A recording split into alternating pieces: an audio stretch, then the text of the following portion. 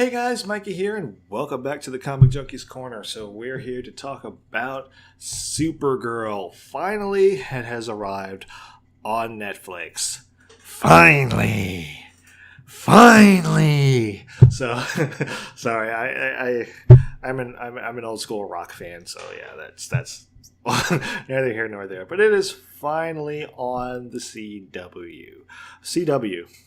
I mean, yeah, it's on the CW now, but it's finally on Netflix. This is the old CBS series, and I gotta admit, pretty impressed by it. There's a few times where I'm just kind of like, Here's one of those cases I feel like the show runs just a tick too long. It probably could have sufficed with like maybe 16 or 17 episodes rather than the full 22, 23, I think it was. But other than that, you know what? This is a pretty decent dang show. It's... Now, correct me if I'm wrong. For those who also watch Gotham, and does the actress that plays Supergirl and the actor that plays Jim Gordon, don't they kind of look related? I mean, just like it would to me. It was like the teeth. What was one? The teeth, the jawline, the cheekbones, the nose, the certain mannerisms they did. It was just like these guys look like they're almost related. They're not. I don't think they are. Like they have different names, but anyway. But like I was like, wow, you guys seem like you're related, kind of. But you know what? Other than that, I was just like that. I kept thinking every time I saw her, I thought Jim Gordon, which probably ruined any type of like celebrity attraction that people usually get. But yeah, just like every time I saw her, I thought like she seems so Jim Gordon-y. But anyway, I thought the show was okay. I mean. It wasn't, at least it wasn't as bad as people were saying that was. Maybe because, like, it might have been one of those things, like, people tell me, like, the show was kind of, like, sucky, and then, like, I go to see it, so, like, even though, like, I go in open-minded to the possibility of anything happening, good or bad, it could be one of those things where it was like, it subconsciously, my expectations were lower than what they would have been. But I don't think so. I think the show was pretty decent. It could stand a little more of all right. Let's just start from the beginning. So you're introduced to Kara. Now the story behind it is that she got trapped in this quote unquote the Phantom Zone, where time doesn't pass, and she manages to escape, and she was supposed to arrive on Earth with Kal-El to protect him, but she gets trapped in the Phantom Zone, and then when she gets out, Superman's already been around for like 20. He's already been on her for like 20 years, so he's well established and everything. You know, he's Supermaning all over the place now. He is the talk of the town, but when she gets there, she's still, I think, a 14-year-old girl.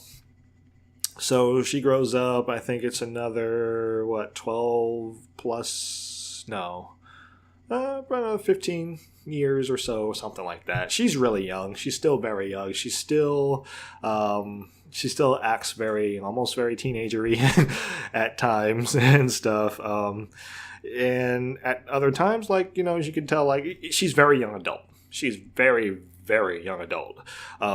They write her that way, which is completely fine, you know. It kind of still plays into the Supergirl title, you know. It's like, I feel like if she were more of a Wonder Woman type mentality, Supergirl would not have been the good title. It wouldn't have fit. But the fact that she is still very young and she acts at times very, like I said, she still acts very teenagery sometimes. So I'm like, okay, kind of fits. It's okay. There is a little bit of controversy over the name in the show, but it's like kind of swept under the rug type deal. There's a lot of callbacks in this show. I will say that there's a lot of callbacks to obviously the comic. That's a given. But there's also callbacks to the original Superman series. There's callbacks to the original there's callbacks to the animated series, the animated Superman series and Justice League. And there's also callbacks to, what is it? The actual Supergirl movie that came out. If you caught those references, then hey, but like, if you haven't seen those, if you haven't seen any of those, you haven't seen Superman the animated series, you haven't seen the original Superman movies, if you haven't seen the original Supergirl movie, then you're not missing much. But there's certain things, there's a lot of callbacks and stuff like that. A lot of still, DC has been very good with their meta humor in their shows and stuff. But anyway, like, she tries to become the hero. She wants to kind of follow in Clark's footsteps, but kind of not. Wants to kind of be her own person, have her own story. And in essence, like, all right, somebody told me, I think JJ and I were talking about this, and he kind of told me, like, once the show focused on her becoming Supergirl and being Supergirl, it got a lot better. But when it was kind of like her living in the shadow of Superman, it kind of like drug on a little bit. And it was kind of like, I don't really care about Superman right now. I care about Supergirl. I almost felt like that was on purpose. And it's just me. Maybe it's because he told me about it, but like, I almost kind of felt like it was on purpose. Because it was a lot of her trying to get, like, her initially becoming that hero, but also her trying to get out of her cousin's shadows, and be her. And it's hard to do. It's like, all right, if you're a NASCAR fan and you watch this, it's like Dale Earnhardt Jr. trying to get out of Dale Earnhardt's shadow. It's hard because there is a certain expectation that comes with that name. There is a certain expectation that comes with the name Earnhardt. Like if Michael Jordan had a prodigy, there's a certain expectation that comes with the name Jordan. There is a certain, like I said, there's a certain expectation that comes with the name Earnhardt. There is an expectation that comes with the title Super. Whether it's Superman, Supergirl, Superboy, there's an expectation that comes with that name. So it's hard for her to be able to form her own story, even though like her story is very, very similar. And to the point where like people actually make fun of her because of it. There's like there's a journalist that really kind of makes fun of her about like the fact that it's just like, okay, yeah, you came to this planet and blah, blah, blah. You have all the same powers. Yeah, that's what else? What's new?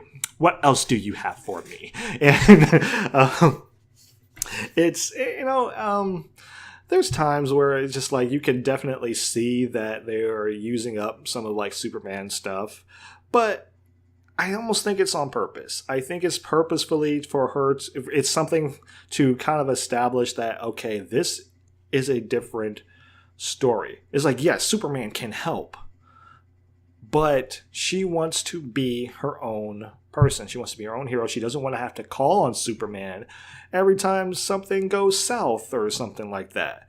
And I like that. Even though there was times I was just like, I feel like I would call Superman. But she does it. And, the characters in the story, like, even they're kind of like, maybe we should call Superman. No, I got this. And, Superman was always one of those guys. He was just, he was just like, hey, if you need me, I'll be there. But if you don't, I'm not going to come help you. He's kind of like that. He's like me with video games. Like, if somebody's trying to pass a level and I know how to pass it, I will show you how to pass it. Like, there you go. And I will shut the game off. I won't save. I will shut the game off and give it back to you. There you go. Have fun with it. You saw me do it. Now it's your turn. You get through it your way and everything. So I completely kind of respect that. There were some times I was just like, yeah, maybe they should call Superman. No, it's good. Stands on its own. The person they got to play Supergirl, like I said, it works. It works on a good level. If it had been like a more mature a lady, then it probably wouldn't have worked, but the fact that they play her very young, it's good. It's good for the character.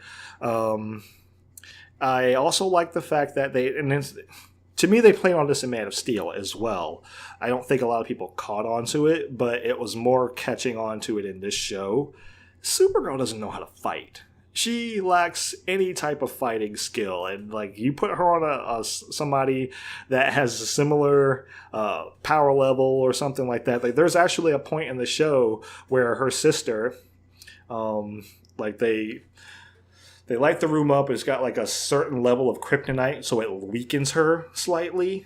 So it like kind of puts them on a semi-even playing field, but she's still stronger, and her sister just whoops on her. And not even like to the point where like, okay, she's like punching her in the face. I'm like, no, she is just tossing her around, literally just kind of tossing Supergirl around.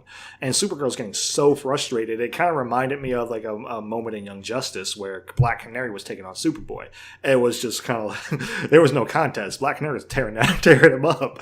But, you know, it really played on the fact that, okay, you don't know how to fight. You're not used to fighting someone on your playing field, and we are going to be dealing with people that will be your level of strength and or higher. You need to learn how to fight.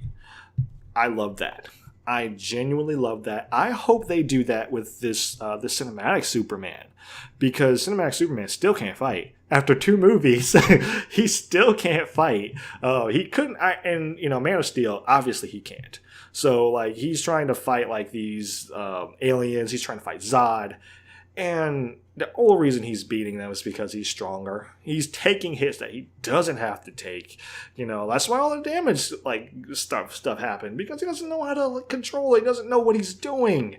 And they were trying to avoid that in Supergirl. It was to try to avoid all this collateral damage that can happen from 2 super beings fighting. It's like, look, you got to learn how to like control yourself, learn how to control your powers, learn how to fight. You need to learn how to hone these abilities. And I respected that. I was glad that they did that. You have some characters that show up in there. You have some cool villains. You have Livewire. You have the Banshee. She shows up towards the end. Actually, she shows up. And who else do we have? We have Toyman. And like some of the main villains is none.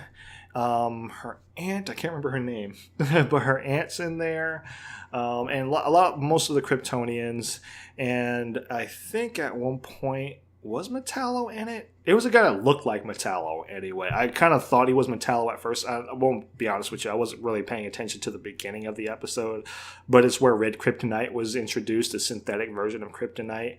And this is it was one of those episodes where they had like a callback, and it was a callback to Superman 3, where he came in contact with red kryptonite, and he started acting like, well, Superman 3 uses more of a pain in the ass.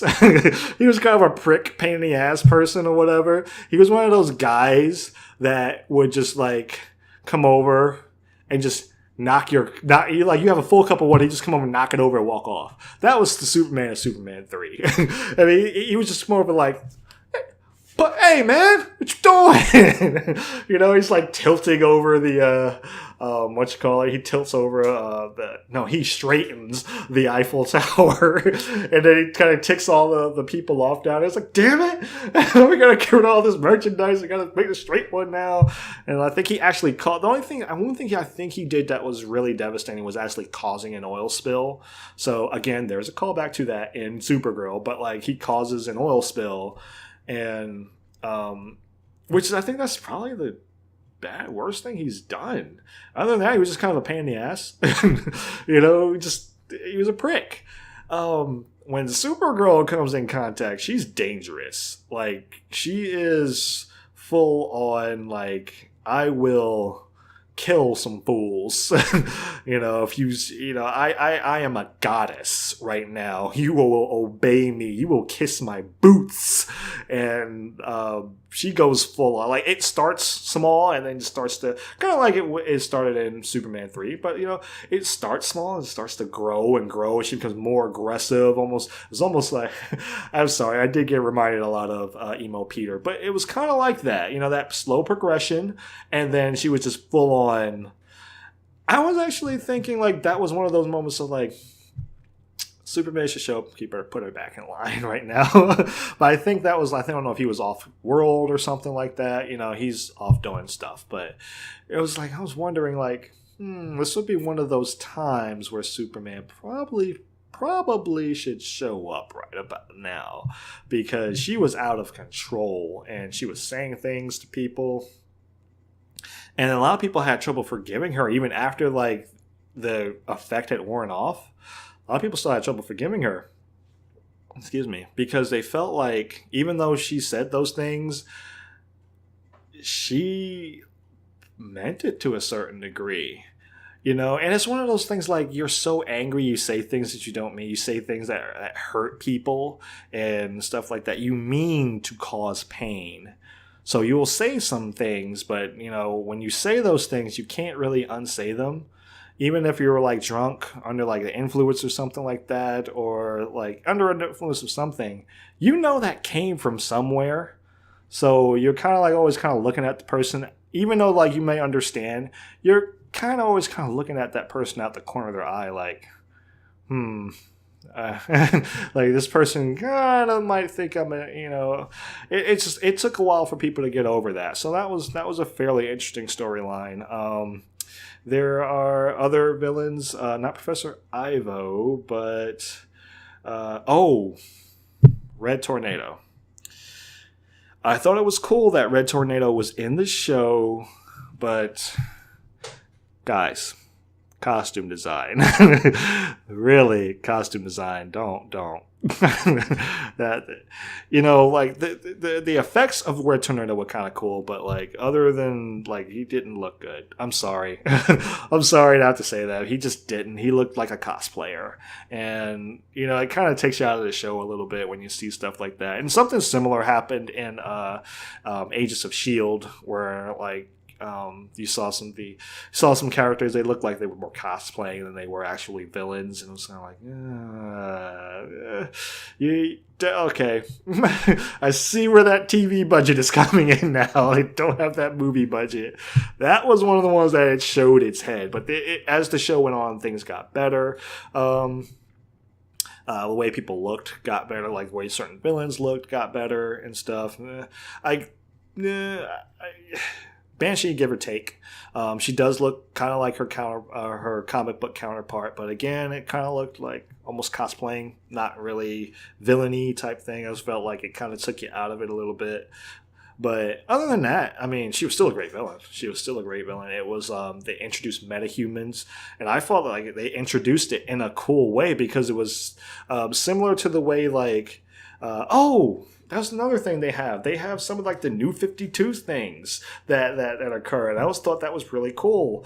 And some of Superman's newer powers, where I think it's Solar Flare, where he expunges all of the energy within his body. He lets it out in one burst, but he loses his power for a certain amount of time.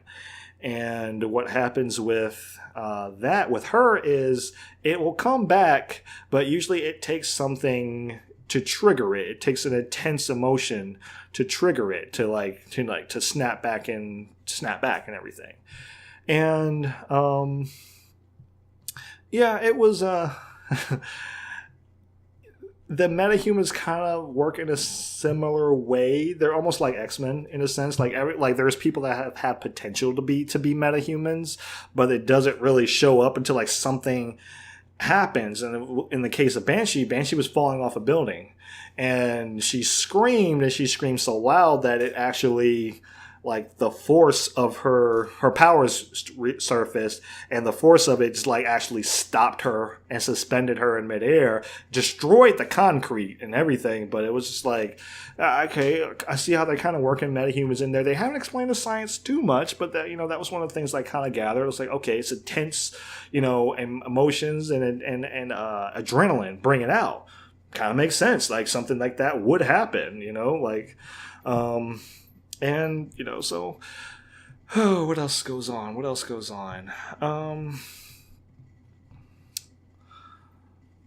There is one particular occurrence. Oh, yeah. I didn't mention the callback to Superman 3. There is actually, when she's dealing with the red kryptonite, if you've seen Superman 3, you know that there's a part where he he's flicking nuts and beer nuts or whatever. He's flicking them at the glass bottles and breaking them in the bar. She's doing the same thing in there, and I was just like, I see what you did there. I see what you did there, Supergirl. But the Flash shows up in one of the episodes, and particularly the one with the Banshee. Since I was just talking about that one, I guess I'll mention it. But the Flash shows up, and if you've watched The Flash, you know what episode that is. You know exactly what episode that is, actually, when he goes to... he breaks the barrier and travels to another universe, basically. And it's a cool little episode. Well, the thing was, when it happened, all it really made me do was wish that they were all in the same universe. It really, really did. I mean, granted, I like Supergirl as a story, as a standalone story. But man, it just like seeing that happen and seeing those two together and work together, it's just like, man, this is going to be a rarity when this happens from now on. Unless the CW that changes something and something changes with Flashpoint Paradox and stuff, and they all, you know, it's like a soft reboot of Supergirl or something. I don't know. I don't know that would happen. I don't know that they ever would do it, but it just made me wish, like, man, I really, really wish like these guys were in the same universe, because it was good. It was good watching them bounce off of each other and work together. And it just like, you know, bring out that like little inner geek in you. Just like, yeah, Supergirl, Flash working together. But excuse me. Just other than that, just like that's the only thing. The only downside to seeing them together. It was purely fan service. Let's be real. There was really no purpose for that episode other than to introduce metahumans and to for fan service. That was complete 100% fan service. If that episode did not exist, it wouldn't have hindered the show in any way. So, you know, just, you know, it was one of those things. Like, I wish that they were in the same universe. Maybe one day they will be. Like I said, they could always do like a Flashpoint Paradox soft reboot of it and see what happens, see what goes with it. Spoilers for Flash season... end of Flash Season 2, and it was probably the beginning of Flash Season 3. But yeah, man. Other than that, it's pretty darn good. I don't have much complaints about it other than like some of the costume design. Some of those episodes were a little slow. It felt a little Ally McBeal-y. No offense to the actual writers or anything. It just felt a little Ally McBeal-y, and I don't know if that was like supposed to be that way. But you know, it's I don't see where like most of the criticism comes from, other than like sometimes costume design and slow, and the show gets slow at times and stuff like that. There's a big climax towards the end of the season, as with all of these shows. There's like the big ending thing that's going to happen, and it's feasible. To me, it was feasible anyway. But yeah, like I said, all in all, to me, it was a good show. If I had to pick the favorite episode, I'm going to pick the one with the Flash, just because there was other episodes like the Red Kryptonite. Honestly, the Red Kryptonite episode was really good. If I had to excluding the nerdgasm that was the Flash and Supergirl working together, the Red Kryptonite one was really good. That one was really good. We also have John Jones. You have the Martian Manhunter, who's in the show. There is a side plot that goes on there. They introduce Project Cadmus briefly. You don't really know. You know some of what goes on with Cadmus, but you don't know exactly what's happening. They've been able to hide it even from Superman, so that should be interesting. But I do know that Superman shows up in Season 2. I haven't seen any of Season 2. I know it's airing right now, but haven't seen much of what goes on in Season 2. I won't know that, I guess, until next year. Have to wait a whole year to see it. Well, probably not a whole year, but like quite a while. But other than that, it would have been...